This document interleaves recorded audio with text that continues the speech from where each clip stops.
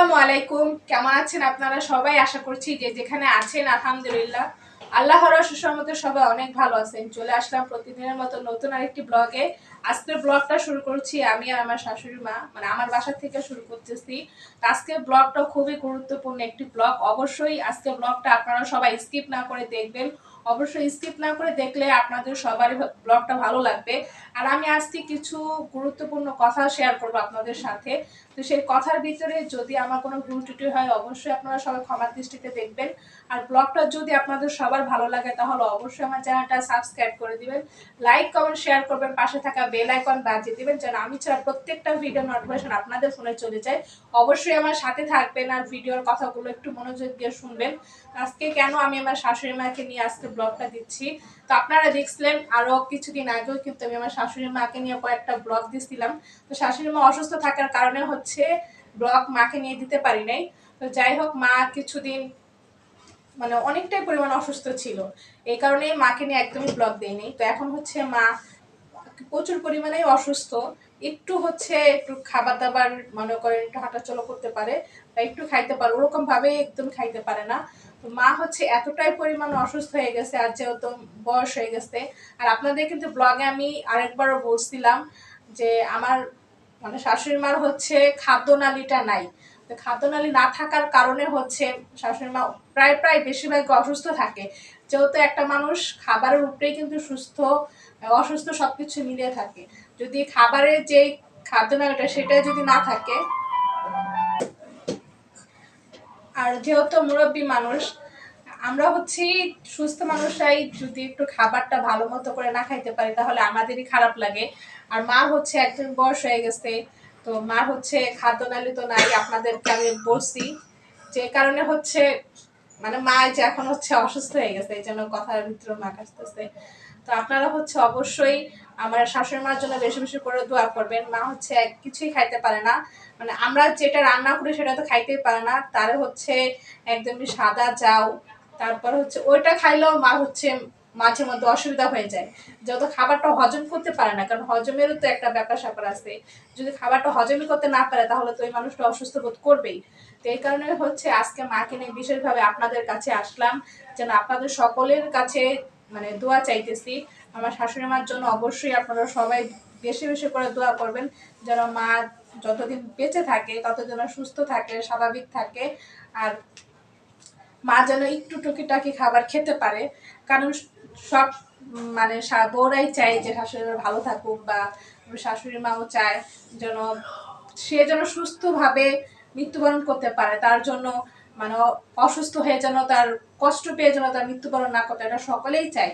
এই কারণে হচ্ছে আপনাদের সকলের কাছে দোয়া ও ভালোবাসা চাচ্ছি আমার শাশুড়ি মার জন্য বেশি বেশি করে। আর আপনারা প্লিজ আমাকে একটু সাপোর্ট করবেন, আমি যেন আমার নিজের কন্টেন্ট আপনাদের সাথে বেশি করে শেয়ার করতে পারি। আপনারা অবশ্যই কমেন্ট সেকশনে জানাবেন যে আমার হচ্ছে কি ধরনের আমি ব্লগ দিব। আর আমি যেহেতু ফ্যামিলি ব্লগ করি, আপনারা হচ্ছে অবশ্যই কমেন্ট সেকশনে জানাবেন যেন আমি আপনাদের ভালো ভালো কন্টেন্ট শেয়ার করতে পারি, ফ্যামিলি ব্লগ দিতে পারি। আমি কি রান্না করি না করি বা বাসায় কি করি না করি সব কিছু ইনশাল্লাহ আপনাদের সাথে শেয়ার করব। তো আমার শাশুড়ি মা হচ্ছে আপনাদের কিছু কথা বলবে, তো অবশ্যই আমার শাশুড়ি মার কথাগুলো প্লিজ একটু মনোযোগ দিয়ে শুনবেন। আসসালামু আলাইকুম। আপনারা সবাই ভালো আছেন? আমি অনেকদিন পর আসলাম, অনেক অসুস্থ ছিল, অনেক একটু সুস্থ হওয়ার ভিতরে খাইতে পারি না। আমি খালি বরফ খাইয়া সময় কাটে। বরফ খাইলে আমার ভালো লাগে, ভাত খাইলে আমার ভালো লাগে না। আমি ভাত খাই না, খালি বরফ খাই। আমি অনেক সময় অনেক অসুস্থ, আমি বর্তমানে অনেক অসুস্থ আছি। তা আমি আপনাকে সাথে আবার দেখা করতে এলাম আর কি। আপনারা আমাকে খুব দোয়া করবেন যে আমি বিশ্বাস না করি যে আমি আরও অসুস্থ না হই, মরার আগ পর্যন্ত আমি যেন একটু সুস্থ থাকি। আমি খাইতে পারি না, খাইলে আমার বমি হয়। আর খালি বরফ খাই, বরফ খেলে আমার ভালো লাগে।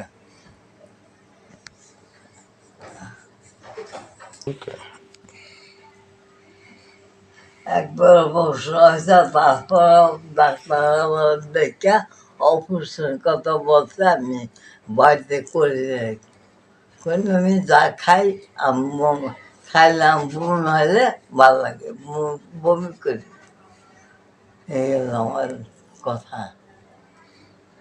অনেক একটু দোয়া করেন সবাই, আমি জানি যে কদিন দুনিয়াতে আছে এই কদিন জানি একটু সুস্থ হয়ে থাকি, আর কোনো কিছু আমি খাইতে পারি, অল্প অল্প খাই, তাও দামে আমি একটু খাইতে পারি।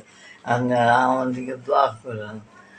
আর আমার একটা ছেলে, আপনারা খুব খুব আমার ছেলে ধরে একটু খেয়াল রাখবেন।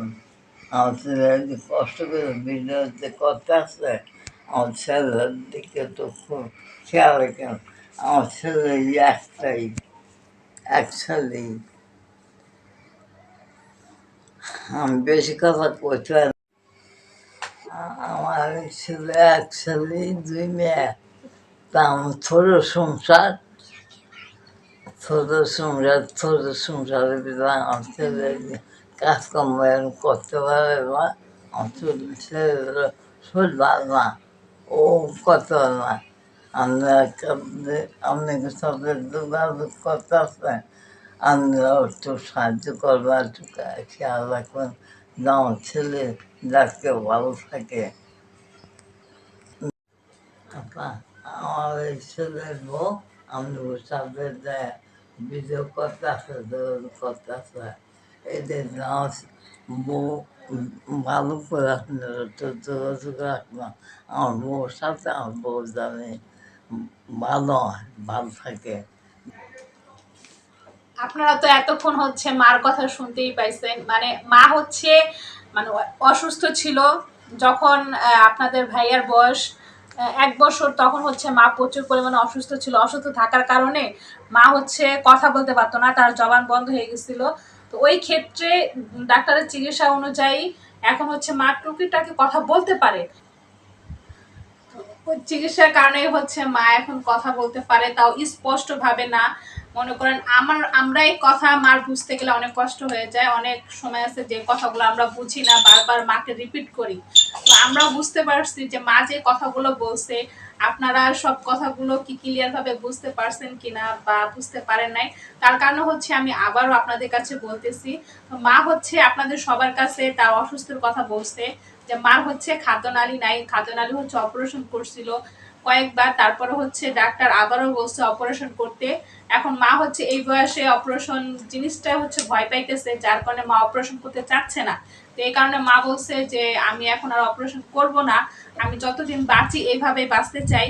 কারণ অপারেশন করলে যদি আমি আর নাও ফিরতে পারি, এই কারণে হচ্ছে আমি যতদিন বাঁচি আল্লাহ বিল্লাহ করেই আমি এইভাবেই বেঁচে যেতে চাই। তো এই কথাই হচ্ছে আপনাদের সাথে মা শেয়ার করছে। আর মা হচ্ছে একদমই খাবার খাইতেই তো পারে না, আপনাদেরকে বললাম। মা হচ্ছে বেশিরভাগই বরফ খায়। আর এখন যে পরিমাণে গরম পড়ছে, এই গরমে হচ্ছে বরফ ছাড়া কিছুই খাইতে পারতেছে না। মনে করেন আমার ফ্রিজও কন্টিনিউ মার জন্য বরফ রাখতে হয়।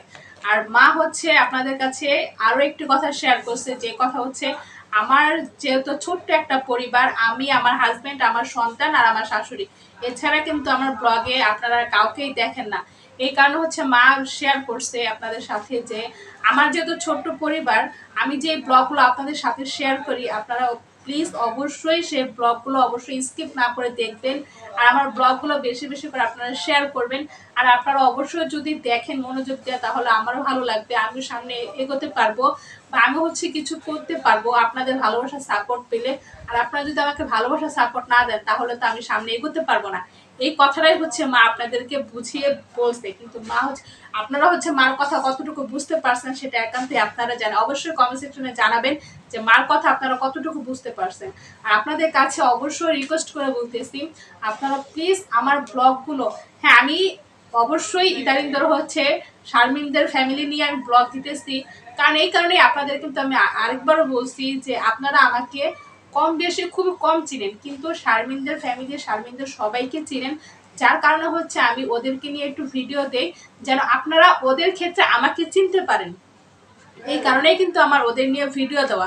না হলে যদি আপনারা আমাকে চিনতেন পুরোপুরি, তাহলে কিন্তু আমি আমার ভিডিও আমার কন্টেন্ট আপনাদের সাথে শেয়ার করতাম, যে আমি কি করছি না করছি, কি রান্না করতেছি, যেহেতু ফ্যামিলি ব্লগ এগুলোই কিন্তু মানুষ শেয়ার করে, বা বাহিরে কোথায় যাচ্ছি সেইগুলোই। কিন্তু আপনারা হচ্ছে আমাকে চিনেন না ক্ষেত্রে আমি শারমিনদের নিয়ে ভিডিও দেই, এই কারণে আপনারা ভিডিও দেখেন বা কমেন্ট করেন। এখন শারমিনদের নিয়ে ভিডিও দেই দেখাই যে আপনারা প্লিজ কেউ বাজে কমেন্ট করবেন না। হ্যাঁ, অবশ্যই আপনাদের কমেন্ট করার অধিকার আছে, যে কোনটা ভালো কোনটা মন্দ অবশ্যই আপনারা কমেন্ট সেকশনে জানাবেন, কিন্তু প্লিজ কোনটা ভালো হয় কোনটা মন্দ হয় সেটাই আপনারা প্লিজ বলবেন, কিন্তু ব্যাড কমেন্ট কেউ করবেন না। আপনাদের কাছে রিকোয়েস্ট করে বলতেছি আমি, হ্যাঁ ঠিক আছে যে ভিডিও দেই স্বার্থ মানে নিজের স্বার্থের জন্য না, খালি একটা কারণেই দিই যেন ওদের নিয়ে ভিডিও দিলে আপনারা আমাকে চিনেন, এই কারণে। তো আজকের ব্লগে অনেক কথা বলে ফেলছি, ব্লগে যদি ভুল ত্রুটি হয় অবশ্যই ক্ষমা দৃষ্টিতে দেখবেন। আর আমি প্লিজ আমার নিচে যে কন্টেন্টগুলো শেয়ার করবো অবশ্যই আপনারা স্কিপ না করে দেখে যাবেন, তাহলে অবশ্যই আমি নিজের কন্টেন্টগুলো শেয়ার করতে মানে আগ্রহী থাকবো। তো আজকে ব্লগটা এই পর্যন্তই থাকবে। আর আমার শাশুড়ি মার জন্য অবশ্যই বেশি বেশি করে দোয়া করবেন, পুরো পরিবারটার জন্য দোয়া করবেন। তো নেক্সট ব্লগ দেখার জন্য অবশ্যই আমার পাশে থাকবেন, আমাকে সাপোর্ট করবেন। তো সবাই সুস্থ থাকবেন, সুন্দর থাকবেন, নেক্সট ব্লগ দেখার জন্য অবশ্যই আমার সাথে থাকবেন। তো আজকে বিদায় নিচ্ছি এখানেই। আসসালামু আলাইকুম, আল্লাহ হাফেজ। আসসালামু আলাইকুম, সবাই ভালো থাকবেন। আমার দিকে সবাই একটু বেশি বেশি দোয়া করবেন।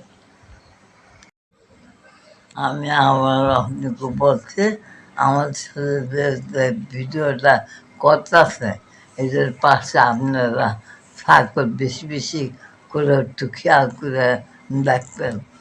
আমার ছেলে বলে ও,